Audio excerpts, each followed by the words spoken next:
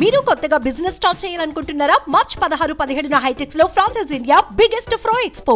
రాజకీయ పార్టీలతో పాటు దేశ ప్రజలు ఎప్పుడెప్పుడు అని ఎదురు చూస్తున్న రోజు రాని వచ్చింది. నేడు ఉత్కంఠకు తెరపడనుంది.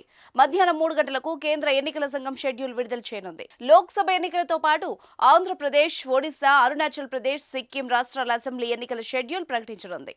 మీడియా సమావేశం ఏర్పాటు చేసి ఎన్నికల షెడ్యూల్ విడుదల చేయనుంది ఈసీ.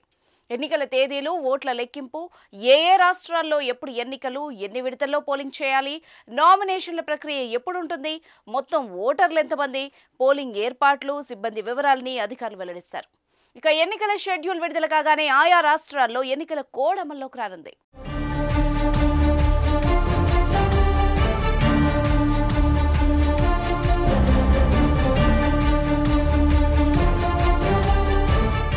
ఆంధ్రప్రదేశ్లో 175, ఒరిస్సాలో 147, అరుణాచల్ ప్రదేశ్లో 60, సిక్కింలో 32 అసెంబ్లీ స్థానాలకు ఎన్నికలు జరగబోతున్నాయి. అలాగే ఇటీవల మరణించిన లేదా ఇతర కారణాలతో దేశవ్యాప్తంగా ఖాళీ అయిన అసెంబ్లీ స్థానాల్లోని సీట్లకు ఉప ఎన్నికలు ప్రకటించే అవకాశం ఉన్నట్టు తెలిసింది.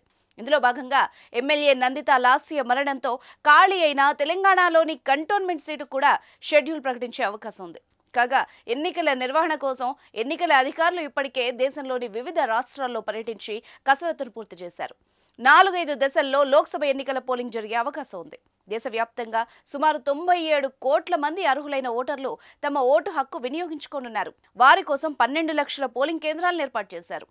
ఆంధ్ర, అరుణాచల్, సిక్కిం అసెంబ్లీలకు ఒకే దశలో ఎన్నికలు జరుగుతాయని సమాచారం. నక్సల్స్ ప్రభావం కారణంగా ఒడిశాలో గత ఎన్నికల మాదిరిగా 4 దశల్లో జరిగే వీలుంది. ఏపీలో ఎన్నికలు మొదటి విడతలో జరుగుతాయా లేదా రెండో విడతలో జరుగుతాయా అనే ఉత్కంఠ నెలకొంది. అయితే ఆంధ్ర, తెలంగాణలో ఏప్రిల్ నెలాఖరులో పోలింగ్ జరిగే అవకాశం ఉన్నట్టు తెలుస్తోంది. ఇప్పటికీ గత ఎన్నికల కంటే 5 రోజులు షెడ్యూల్ విడుదల కావడం ఆలస్యమైంది. లోక్సభ ఎన్నికలతో పాటు 3 రాష్ట్రాల ఎన్నికలకు సంబంధించి షెడ్యూల్ విడుదల కావాల్సి ఉంది. కానీ కేంద్ర ఎన్నికల కమిషనర్ అరుణ్ గోయల్ అకస్మాత్తుగా రాజీనామా చేయడంతో కాస్త ఆలస్యమైంది.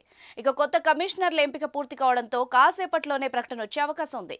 ఈసీకి గురువారం 2 నూతన కమిషనర్ల ఎంపిక జరిగిన సంగతి అందరికీ తెలిసిందే. ఈ నేపథ్యంలో శుక్రవారం ఉదయం వాళ్లు తమ బాధ్యతలు స్వీకరించారు.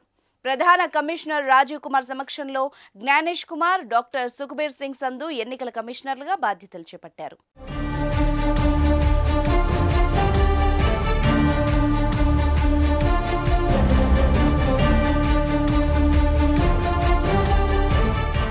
సుమన్ టీవీలో మీ పర్సనల్ అండ్ బిజినెస్ ప్రమోషన్స్ కోసం కింది నెంబర్కి కాంటాక్ట్ చేయండి.